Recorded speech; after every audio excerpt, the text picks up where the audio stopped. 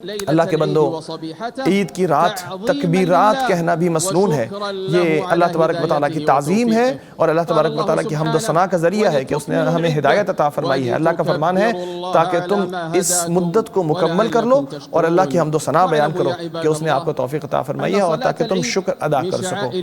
یاد رکھو کہ عید کی نماز بھی دین کا ایک شعیرہ ہے۔ لوگوں کے ساتھ مل کر اسے ادا کرو، خوبصورت لباس پہن کے تیار ہو کے اس میں شامل ہو، اپنے گھر والوں اور اپنی اولاد کو ساتھ لے کے آؤ۔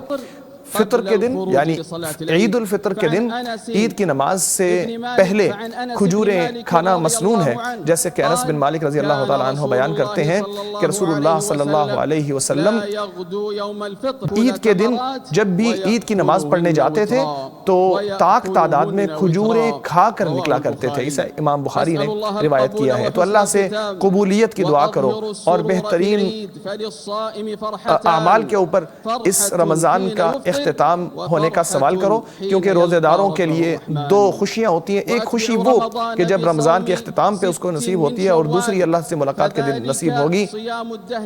شوال کے 6 روزوں کا اہتمام بھی کرو، کیونکہ اس طرح سارے سال کے روزوں کا اجر مل جاتا ہے، جیسا کہ نبی اکرم صلی اللہ علیہ وسلم کی حدیث میں آتا ہے کہ جو رمضان المبارک کے مکمل روزے رکھتا ہے اور پھر اس کے بعد شوال کے مہینے میں 6 روزے بھی رکھتا ہے، تو گویا کہ اس نے سارے سال میں روزے رکھے ہیں۔ اسے امام مسلم نے روایت کیا ہے۔